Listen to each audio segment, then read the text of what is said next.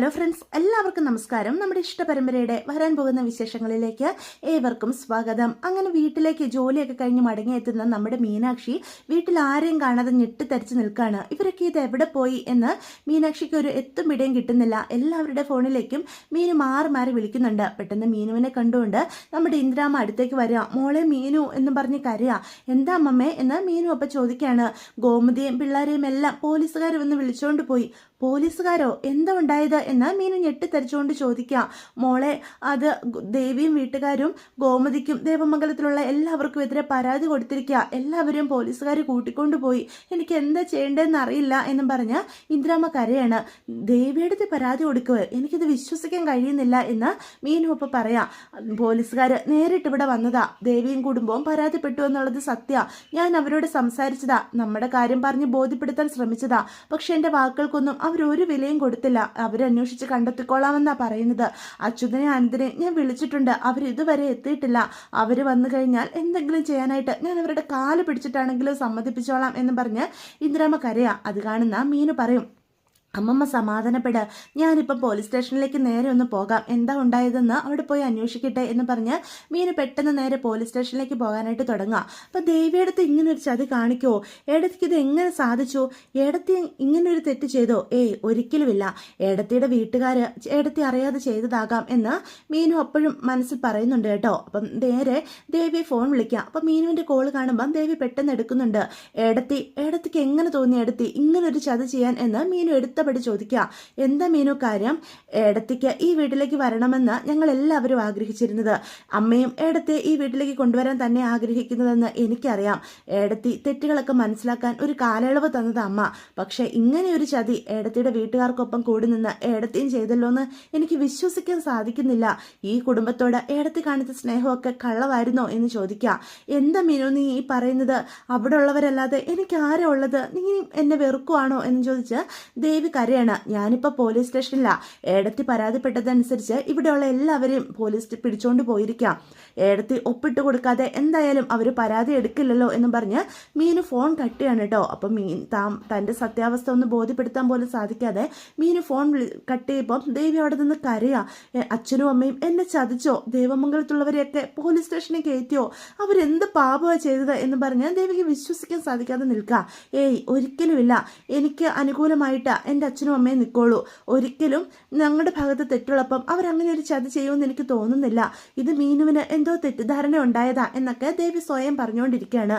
ഉദയഭാനുവിനെയും അത്രയധികം വിശ്വസിച്ചാണ് ദേവി നിൽക്കുന്നത്. അങ്ങനെ ഒരു കാര്യം ചെയ്യില്ല. അങ്ങനെ ഒന്ന് സംഭവിച്ചാൽ അത് ഏറ്റവും കൂടുതൽ ദോഷമായി ബാധിക്കാൻ പോകുന്നത് തനിക്കാവും എന്നുള്ള ചിന്ത തൻ്റെ അച്ഛനും അമ്മയ്ക്കും ഉണ്ടാകും എന്നൊക്കെയാണ് ദേവി കരുതുന്നത് കേട്ടെ. എന്നിട്ടും ദേവിക്ക് വിശ്വസിക്കാൻ സാധിക്കുന്നില്ല. ഇനി അവർ എന്നെ മറികടന്നുകൊണ്ട് അങ്ങനെ ഒരു തീരുമാനം എടുത്തിട്ടുണ്ടാവുമോ? അങ്ങനെയാണ് എൻ്റെ ബാലച്ചൻ, അമ്മ, ആനന്ദേട്ടൻ, എൻ്റെ അനിയത്തിമാര് എന്ന് പറഞ്ഞ് ദേവി അവിടെ നിന്ന് കരയാണ്. ഇതേ സമയം മീനു നേരെ പോലീസ് സ്റ്റേഷനിലേക്ക് കയറി ചെല്ലാം. അപ്പോൾ അവർ ചോദിക്കുകയാണ്, നീ ഏതാ എന്ന് ചോദിക്കുമ്പം ദേവി പറയും, ഞാൻ ആകാശിന്റെ ഭാര്യ, ഈ കുടുംബത്തിലെ മരുമകൾ തന്നെയാ. ഞാൻ ഗവൺമെന്റ് സർവീസിലെ ജോലി ചെയ്യുന്ന തുടങ്ങി എല്ലാ കാര്യങ്ങളും മീനും ബോധ്യപ്പെടുത്തുക. മേഡം, ഇവിടെ തന്നിരിക്കുന്നത് കള്ളപ്പരാതിയാ. ഞാനും ഈ കുടുംബത്തിലേക്ക് കല്യാണം കഴിച്ചു വന്നതാ. ഇവിടുത്തെ അച്ഛനോ അമ്മയോ സഹോദരങ്ങളോ ആരും ഇന്നേ വരെ ഒരു നോക്കുകൊണ്ടോ വാക്കുകൊണ്ടോ പോലും എന്നോട് മോശമായിട്ട് പെരുമാറിയിട്ടില്ല. ദേവിയടുത്തെയും അങ്ങനെ തന്നെയാണ് ഞങ്ങൾ കരുതിയിട്ടുള്ളൂ. ഈ കുടുംബത്തിലെ ഒരംഗമായിട്ട്. അതിനേക്കാൾ ഉപരി അച്ഛനും അമ്മയും ഞങ്ങളെക്കാളൊക്കെ സ്നേഹിച്ചത് ഏടത്തെയാണെന്ന് എനിക്ക് പറയാനായിട്ട് സാധിക്കും. അങ്ങനെ സ്വന്തം മകളെ പോലെയാ കണ്ടത്. അങ്ങനെയുള്ളപ്പം ഇത് എന്തടിസ്ഥാനത്തിലാണ് മേഡം ഇങ്ങനൊരു പരാതി എടുത്തിരിക്കുന്നത്? അല്ലെങ്കിൽ തന്നെ ഇത് സത്യമാണോ എന്ന് അന്വേഷിക്കാതെ ഇവരെല്ലാം പോലീസ് സ്റ്റേഷനിലേക്ക് അറസ്റ്റ് ചെയ്ത് കൊണ്ടുവരിക എന്നൊക്കെ പറഞ്ഞാൽ ഇത് എവിടുത്തെ ന്യായവാ എന്ന് മീനു ചോദിക്കുന്നുണ്ട്. അപ്പം മീനുവിൻ്റെ ആ സംസാരമൊന്നും സി ഐക്ക് തീരെ ഇഷ്ടപ്പെടുന്നില്ല. അപ്പം സി ഐ പറയും, നിയമവും ഞങ്ങളെ പഠിപ്പിക്കാൻ നീ ആളായിട്ടില്ല. അന്വേഷിക്കാനായിട്ടാണ് ഇവരോട് ഇങ്ങോട്ട് കൊണ്ടുവന്നിരിക്കുന്നത്. അല്ല, പരാതിക്കാരും കൂടി വരട്ടെ, എല്ലാവരുടെയും കാണുക തന്നെ വിചാരണ ഞങ്ങൾ നടത്തിക്കോളാം എന്ന് സി ഐ പറയാണ്. മേഡം, ഇങ്ങനൊരു പരാതിയിൽ ഒരു അടിസ്ഥാനവും ഇല്ല എന്ന് വീണ്ടും മീനു പറയാണ്. അടിസ്ഥാനം ഉണ്ടോ ഇല്ലയോ എന്ന് തീരുമാനിക്കാനാ ഞങ്ങൾ ഇവിടെ ഉള്ളത്. ഒരു പെൺകുട്ടിയെ കല്യാണം കഴിച്ചുകൊണ്ട് വന്നിട്ട് മാനസികമായും ശാരീരികമായും അവളെ ക്കുന്നതിന് കൂട്ടുനിന്നവരും ഉപദ്രവിച്ചവരുമാ ഈ നിൽക്കുന്നത്. നിനക്കെതിരെ അവർ പരാതിപ്പെട്ടിട്ടില്ല. അതെന്താണെന്ന് ഞങ്ങൾക്കൊട്ട് അറിയത്തുമില്ല. ഒരുപക്ഷെ നീ അവളോട് മാന്യമായിട്ട് പെരുമാറിയിട്ടുണ്ടാകാം എന്നും കരുതി ഇവരൊന്നും നിരപരാധികളാണെന്ന് ഞങ്ങൾ ഒരിക്കലും വിശ്വസിക്കില്ല. അതിന് ഞങ്ങൾ തന്നെ അന്വേഷിച്ച് കണ്ടെത്തിക്കോളാം എന്ന് സി ഐ വീണ്ടും പറയണം കേട്ടോ. അപ്പം അച്ഛൻ്റെയും അമ്മയുടെയും എല്ലാവരുടെയും അവസ്ഥ കാണുമ്പോഴത്തേക്കും മീനു ആകെ തകർന്നു പോവുക. മീനു നേരെ മിത്രയുടെ അടുത്തേക്ക് ചെല്ലുക. ഏടത്തിയെ ഞാൻ എൻ്റെ സ്വന്തം ചേച്ചിയെ പോലെയല്ലേ കണ്ടത്, എന്നിട്ടും എല്ലാവർക്കും എതിരെ പരാതിപ്പെട്ടു, ഒരു ദാക്ഷിണ്യവും ഇല്ലാതെ ഏടത്തിക്ക് ഇത് എങ്ങനെ സാധിച്ചു എന്നും പറഞ്ഞ് മിത്ര അവിടെ നിന്ന് കരയാണ്. അപ്പം മീനുവിനെ കാണുമ്പം നമ്മുടെ അനുവാണ് ഒന്നുകൂടി ഭയന്നു പോയി പൊട്ടിക്കരയാണ് കേട്ടോ. ഏടത്തി എന്നും പറഞ്ഞുകൊണ്ട് എനിക്ക് പേടി ഏടത്തി, എനിക്കിവിടെ നിൽക്കണ്ട, എനിക്ക് വീട്ടിൽ പോകണം എന്നും പറഞ്ഞ് വാശിയോട് കൂടി അനു കരയാ. മോള് സമാധാനപ്പെട്, ഏടത്തി ഇവിടെ തന്നെയുണ്ട്, നിങ്ങൾ ആരുമില്ലാതെ ഞാൻ തിരിച്ചു പോവില്ല, ഞാൻ ഇവിടെ ഉണ്ടാകും എന്ന് പറയാം. അപ്പം മീനുവിനോട് ഇറങ്ങിപ്പോകാനായിട്ട് പോലീസുകാർ നിർബന്ധിക്കുകയാണ്. അവസാനം യാതൊരു വഴിയില്ലാതെ പോലീസ് സ്റ്റേഷന് പുറത്ത് മീനു നിൽക്കുക. എന്ത് ചെയ്യണം, ആരുടെ സഹായം നേടണം എന്നൊന്ന് മീനുവിന് ഒരു എത്തും പിടിയും കിട്ടുന്നില്ല. എത്രയും വേഗം ഏടത്തിയോട് കാര്യങ്ങൾ നേരിട്ട് പോയി സംസാരിക്കണം എന്ന് തന്നെ മീനു തീരുമാനിക്കണം കേട്ടോ. അങ്ങനെ ദേവിയുടെ വീട്ടിലേക്ക് മീനു പോകാനായിട്ട് ഒരുങ്ങാം. ഇതേ സമയം കൃഷ്ണമംഗലത്തും കാര്യങ്ങളൊക്കെ അറിഞ്ഞിട്ടുണ്ട്. ഇന്ദിരാമ്മ അച്യുതനും അനന്തനും മുന്നിൽ നിന്ന് കരഞ്ഞാണ് കാര്യങ്ങളൊക്കെ അവതരിപ്പിക്കുന്നത്. അപ്പം മിത്രയും ഗോമതിയും ഉൾപ്പെടെ എല്ലാവരും പോലീസ് കസ്റ്റഡിയിലാണെന്ന് അറിയുന്ന അനന്തനും ശരിക്കും ഒരുപാട് വേദന ഉണ്ടാകുന്നുണ്ട്. അനന്തൻ നേരെ പോലീസ് സ്റ്റേഷനിലേക്ക് പോകുക എന്ന് ഉറച്ച തീരുമാനത്തോടു കൂടി പറയാണ്. പക്ഷെ അച്യുതനെ നിർബന്ധിക്കുന്നില്ല. പക്ഷെ ഏട്ടന്റെ തീരുമാനത്തോടൊപ്പം അച്യുതന് നിൽക്കണം. അങ്ങനെ അച്യുതനും അനന്തന്റെ കൂടെ പോലീസ് സ്റ്റേഷനിലേക്ക് പോകാനായിട്ട് തുടങ്ങുമ്പോൾ പെട്ടെന്ന് അലോക് പറയും, അച്ഛ ഞാനും വരാം, അവർക്കൊരാവശ്യം വരുമ്പം നമ്മൾ വേണം സഹായിക്കാൻ. എനിക്കെതിരെ പരാതിപ്പെട്ടെങ്കിലും അത് അവർ പിൻവലിച്ചു. അതുപോലെ തന്നെ അവർ നമ്മളോട് ചെയ്തു തന്ന നന്ദിക്ക് നമ്മൾ തിരിച്ചും ഒരു പ്രത്യുപകാരം ചെയ്യണ്ടേ എന്നൊക്കെ പറഞ്ഞ് അച്യുതന് മനസ്സ് അലോക് മാറ്റുന്നുണ്ട് കേട്ടോ. അത് മാത്രമല്ല, മിത്ര എൻ്റെ കൂടെപ്പറപ്പാ, അവക്ക് ദോഷം വരണമെന്നതൊന്നും ഞാൻ ഒരിക്കലും ആഗ്രഹിക്കില്ല എന്ന് പറയാം. അപ്പോൾ ഇന്ദിരാമ്മയുടെ കരച്ചിലും അതുപോലെ തന്നെ അവസ്ഥയും എല്ലാം കൂടി കണ്ട് അച്യുതനും അവരുടെ കൂടെ തന്നെ നിൽക്കാനായിട്ട് തീരുമാനിക്കുകയാണ്. അങ്ങനെ അച്യുതനും അനന്തനും അലോകും കൂടി പോലീസ് സ്റ്റേഷനിലേക്ക് പോകാനായിട്ട് തുടങ്ങുക. ഇതേ സമയമാണ് നമ്മുടെ ധർമ്മനാണെങ്കിലോ കടയൊക്കെ പൂട്ടി പെട്ടെന്ന് വീട്ടിലേക്ക് വരിക. കരഞ്ഞു കൂവിയാണ് കേട്ടോ ധർമ്മം വരുന്നത്. ധർമ്മൻ ഇതൊന്നും ഉൾക്കൊള്ളാൻ പോലും സാധിക്കുന്നില്ല. ഏട്ടാ, ദേവമംഗലത്തുള്ളവരെയെല്ലാം പോലീസ് അറസ്റ്റ് ചെയ്തെന്ന് എന്താ ഉണ്ടായത് എന്ന് ചോദിക്കുക. പെട്ടെന്ന് ഇന്ദിരാമ്മ വന്ന് കാര്യങ്ങളൊക്കെ ധർമ്മനോട് പറയുന്നുണ്ട്.